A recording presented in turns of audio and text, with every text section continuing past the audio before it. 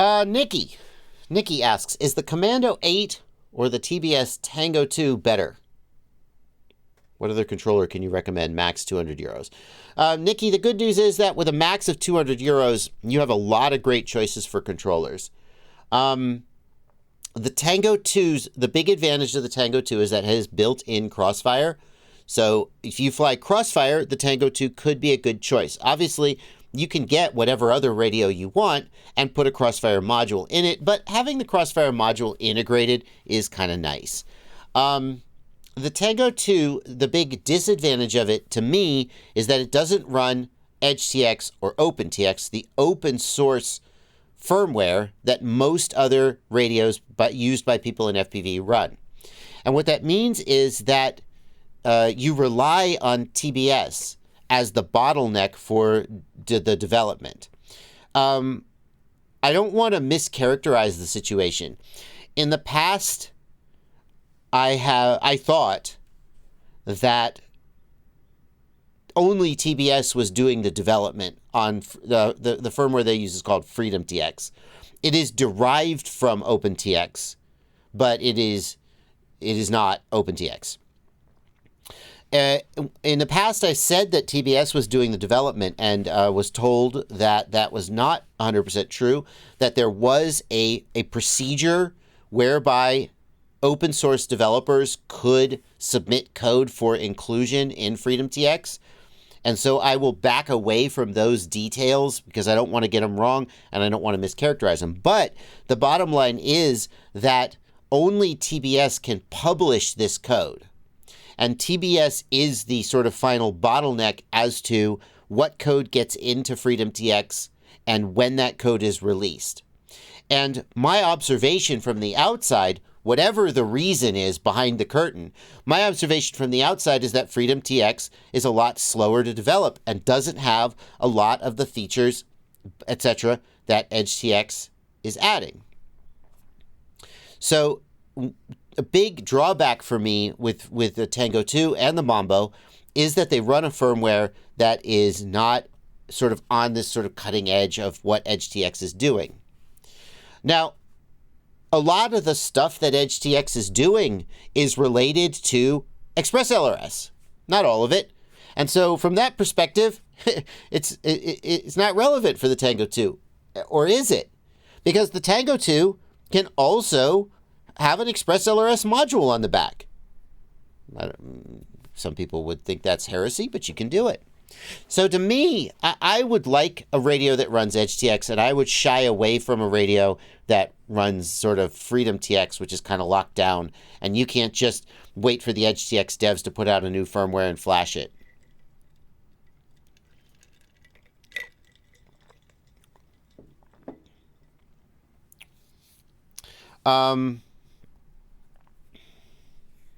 If that changed, if there was a version of EdgeTX that I could just flash to the Tango 2 without having sort of TBS be the bottleneck, I might feel differently.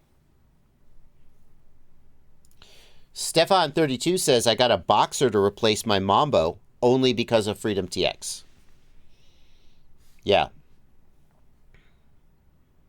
Now that we're comparing it to the, what are we comparing it? Was it the Commando 8? We were comparing it to the Commando 8. So the iFlight Commando 8, it's an okay radio. To me, so price of $129, good price. To me, the big limitation of the Commando 8 is the lack of switches and buttons. It just doesn't have very many switches and buttons. See, look on the backside. Like, there's nothing back here. So you basically got these shoulder buttons. You got a 3-position and a 2-position or a moment. Are they momentaries? Is there even a 2-position? You basically have 4 switches. Technically, you've got momentary switches down here on these joysticks that you can use. It just isn't a very versatile radio in terms of what you can do with it, the switches and so forth. So it's not a bad radio, but it wouldn't be my first choice. If you're looking for a game controller style radio, the RadioMaster Zorro can be had for $100, 4-in-1, even ExpressLRS built in, and has a lot. I like the ergonomics better. That's a personal decision. Some people feel that the screen really ruins the small form factor of these gamepad style radios and think that's ridiculous. It has way more switches. Like you can see here, we've got 1, 2, 3 switches on each side. A 3 position, a 2 position, a momentary, and a slider knob. And there's a momentary here on the back. Tons of switches. The big downside of the Zorro is it uses very small batteries. I don't remember the exact size. It's like a 3500, 13, whatever. I don't remember. 18350. There you go. And the battery life is like very much shorter than some people would like. You can plug in an external battery pack that's kind of annoying. So that's a deal breaker for some people. And then the Jumper T Pro is another one that is in that category. Has more switches, although not as many as you might like. I guess on a gamepad radio, maybe you're fine with that. So I personally, if I wanted a gamepad style radio and I flew Crossfire, I might just go ahead and get the Tango. But I would think hard about it. Mike Speedy loves the Tango 2. Now, a lot of people here are saying that they like the Boxer, the RadioMaster Boxer. We got a bunch of messages about that. I currently fly the Boxer as my daily driver.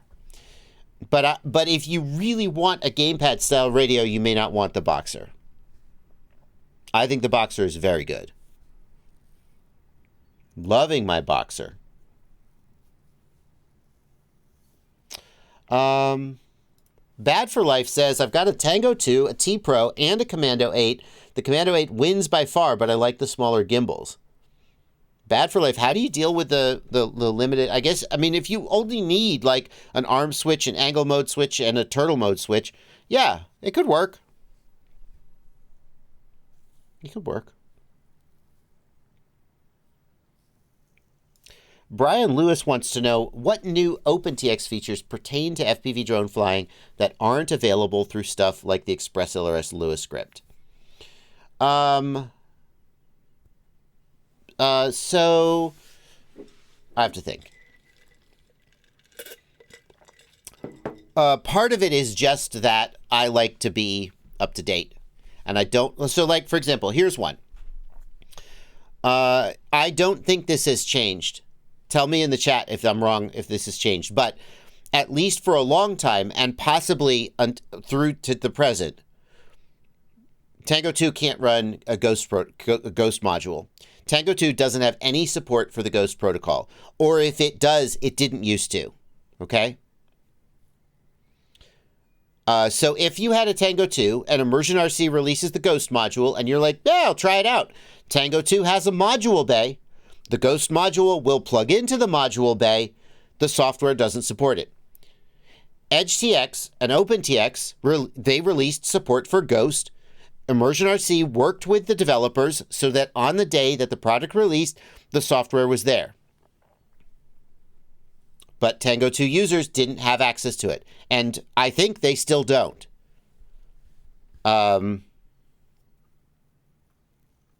So that's a big situation where TBS, I mean, I have to assume that the reason it wasn't integrated, well, let's assume that the reason, let's give them the benefit of the doubt and assume that it was just that it was too much work to integrate this new protocol into their radio firmware and they just had better stuff to do.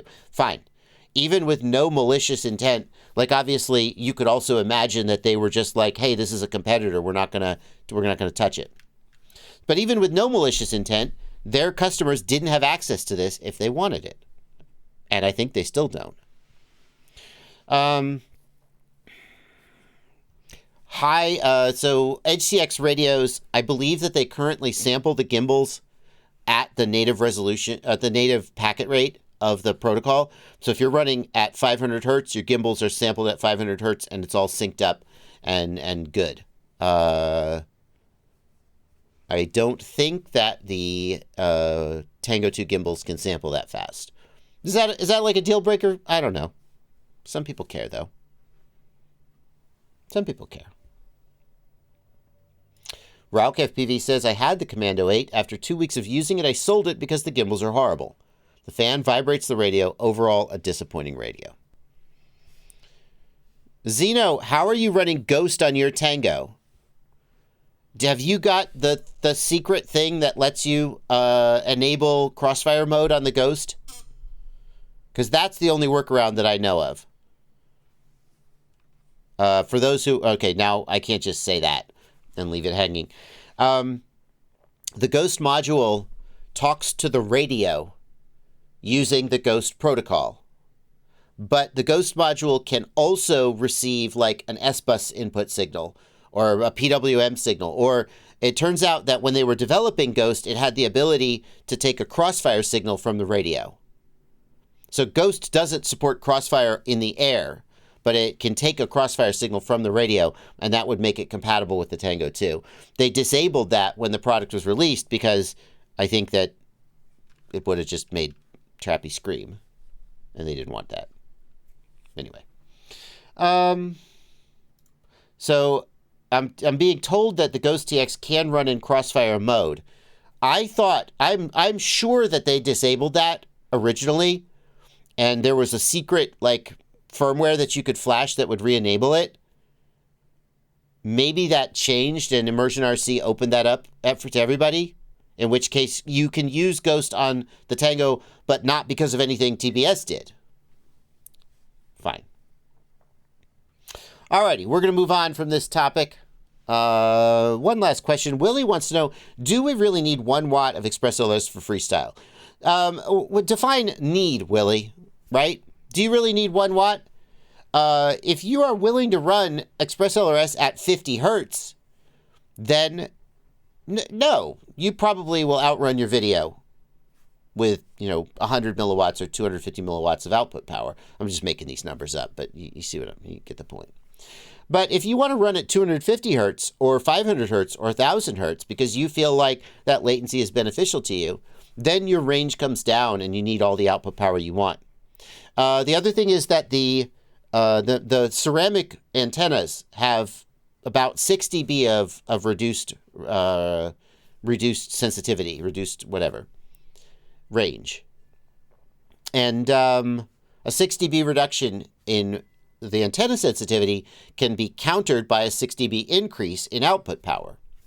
So if you want to use the EP2 ceramic receivers, if you want to use 500 hertz or 1,000 hertz, then you want that output power, in my opinion.